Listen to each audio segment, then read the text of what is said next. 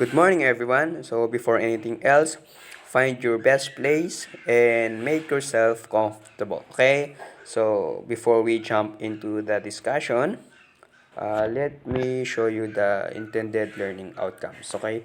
So, at the end of the lesson, you should be able to define the different Byzantine arts, identify the characteristics of Byzantine arts, and lastly, appreciate the arts in terms of its functions and purpose. So, to start our day, let's have an activity. And this activity is a game called Find Me. So, in this game, um, I will give you I will give a name of structure or an art, and you will choose from the pictures that I will show you. So comment your answers in the comment section, and that will serve as your attendance. Okay, so we will have three sets, and in each set I'll just give you 15 seconds to answer. Okay, so let's start. So here's the first one.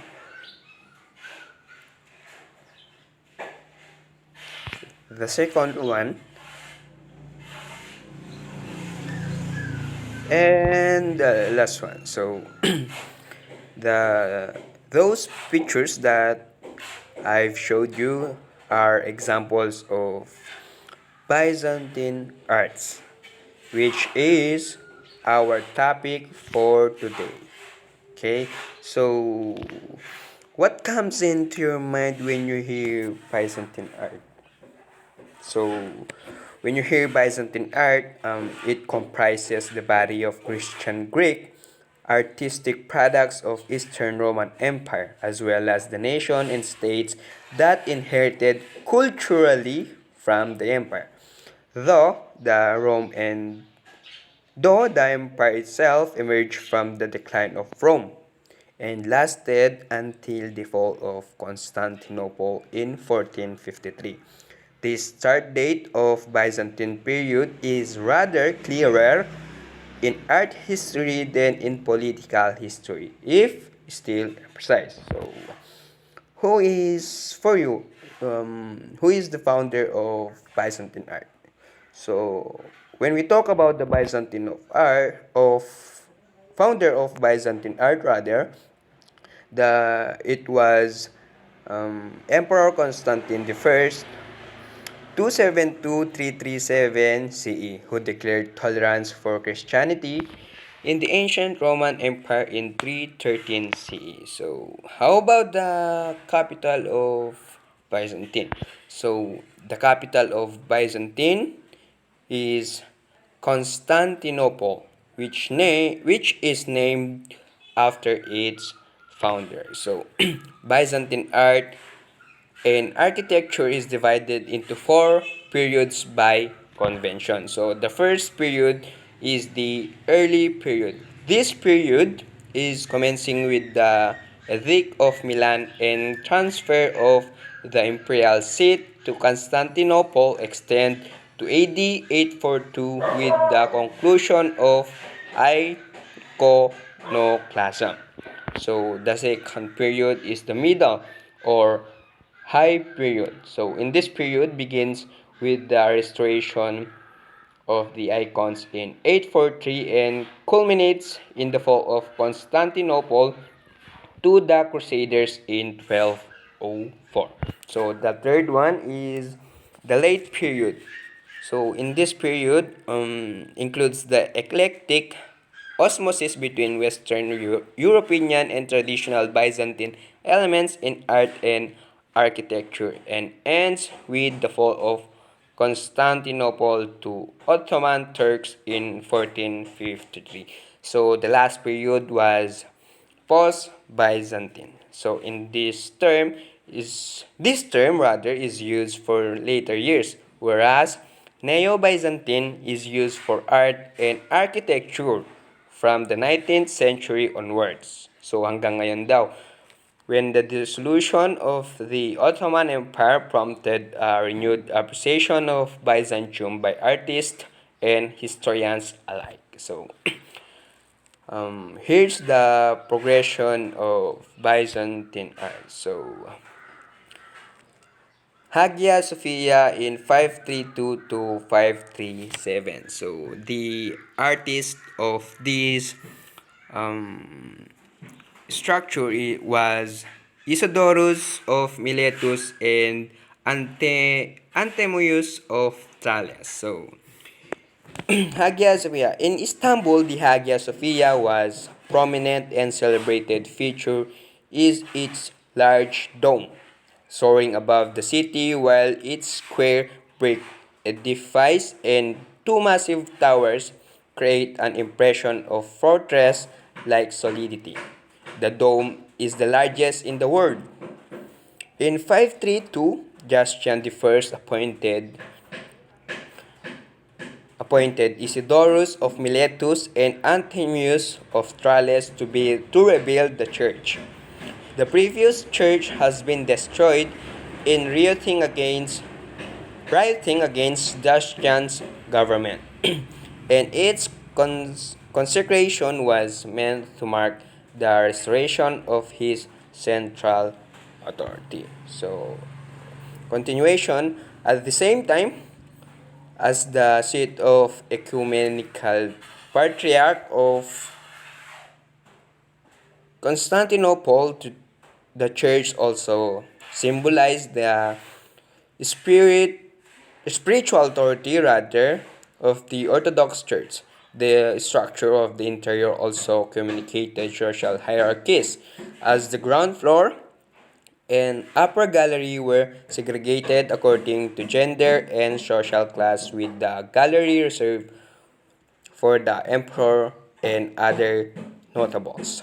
Similarly, the entrance to the nave of the church contained 9 doorways. So imagine kung gaano kalaki, di ba?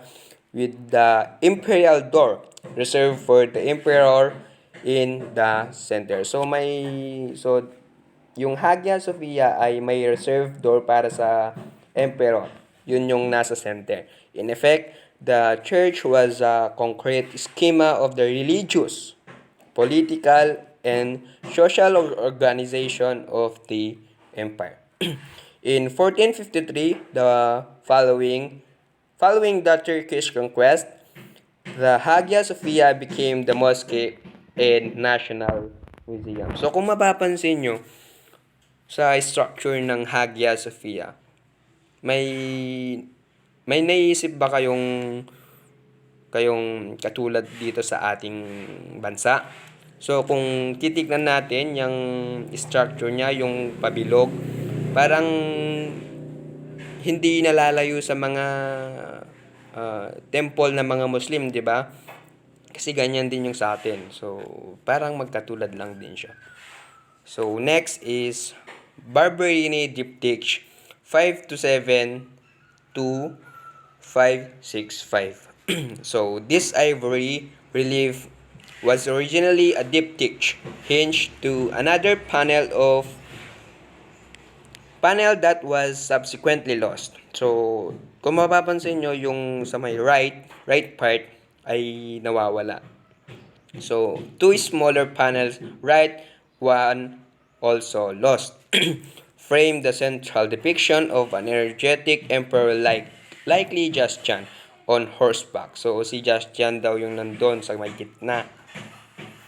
As a muscular and dynamic horse rears on its hind legs, the emperor looks forward as he grabs the shaft of a lance in his right hand and with his left grasps with the horse reins. So, kung mapapansin nyo, yung mga arts nila is bawat features, aspects ay may kahulugan. So, around him, 3 smaller figures symbolize his power and dominance. The winged figure of victory on the upper right stands on a globe inscribed with a cross, holding a palm branch, another symbol of victory, in her left hand, while her right hand crowns the emperor.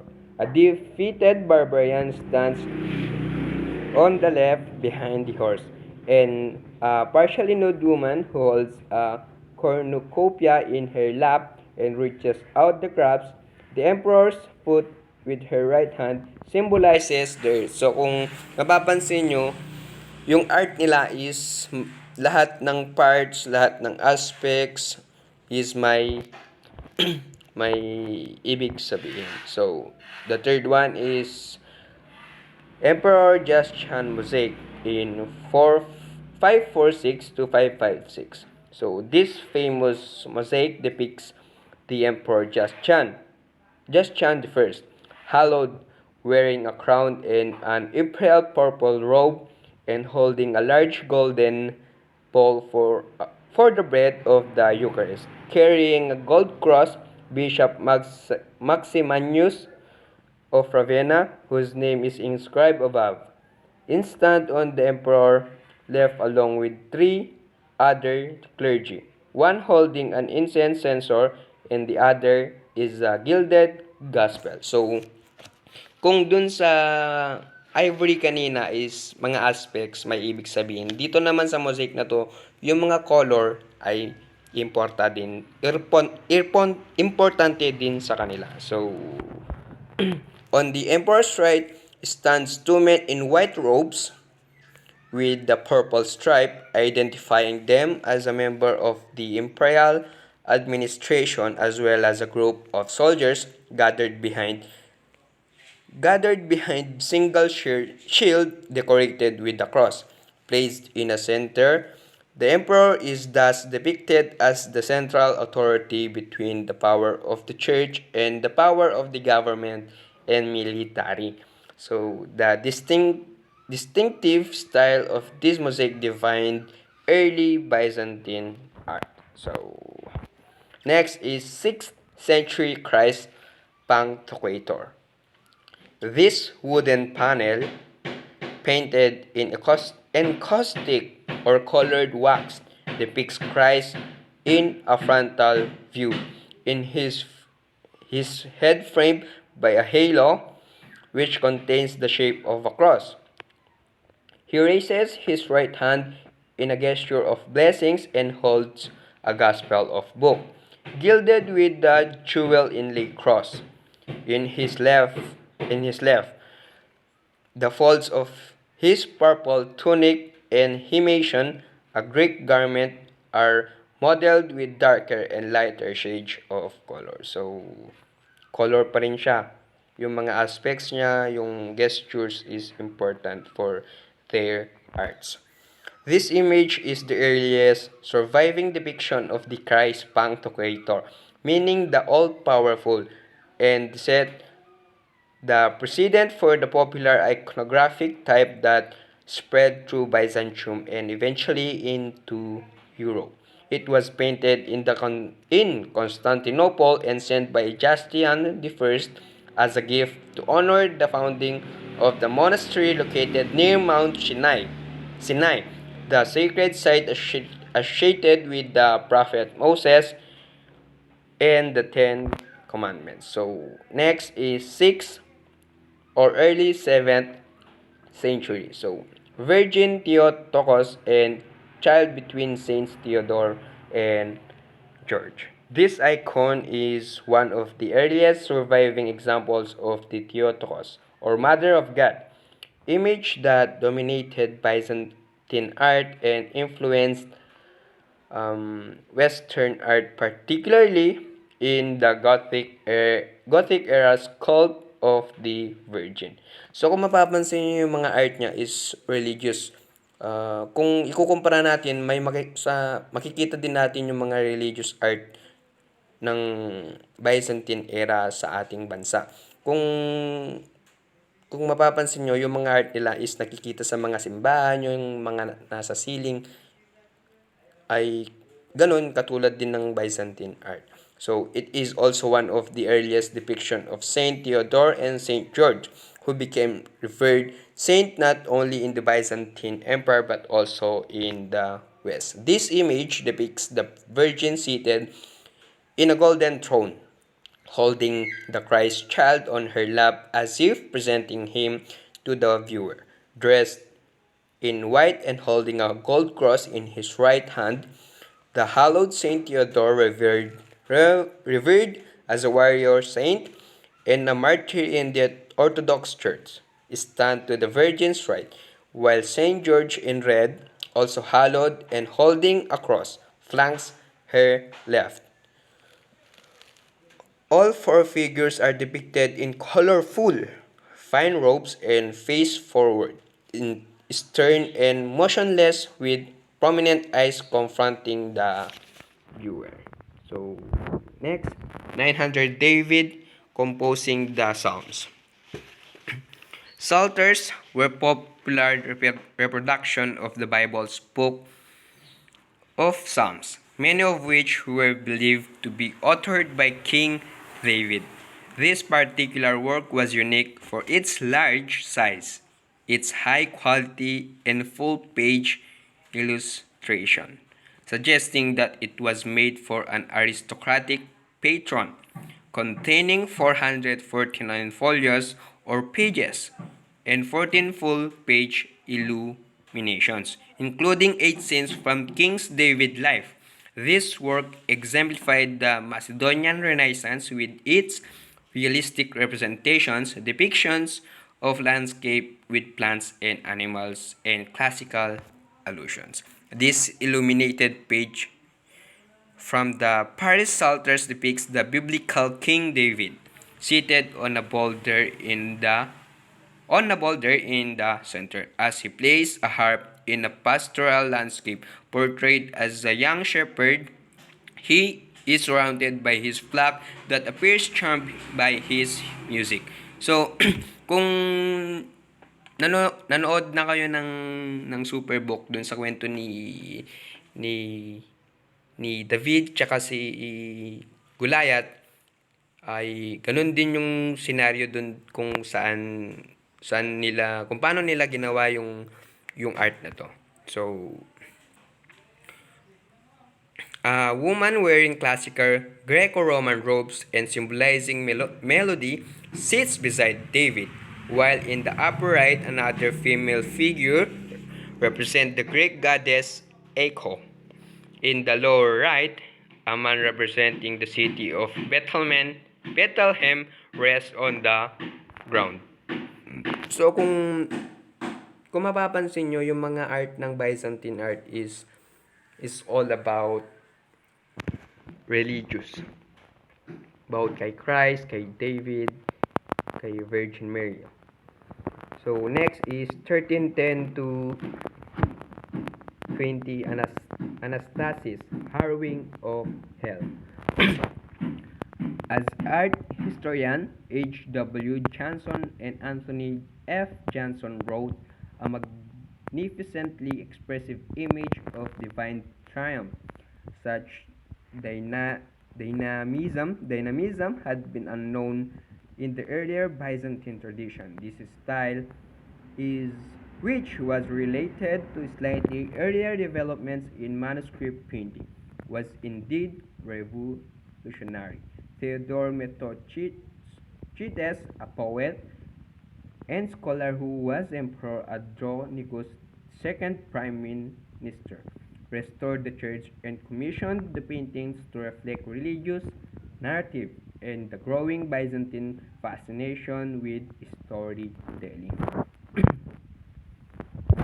So, this fresco depicts the Anastasis of Harrowing or of Hell, an image frequently depicted in the late Byzantine era that drew upon the Christian tradition that on Holy Saturday, between his crucifixion and his resurrection, Christ rescued Adam and Eve from hell. The dynamic and dramatic image was located in the funerary chapel of the monastery church in Kora.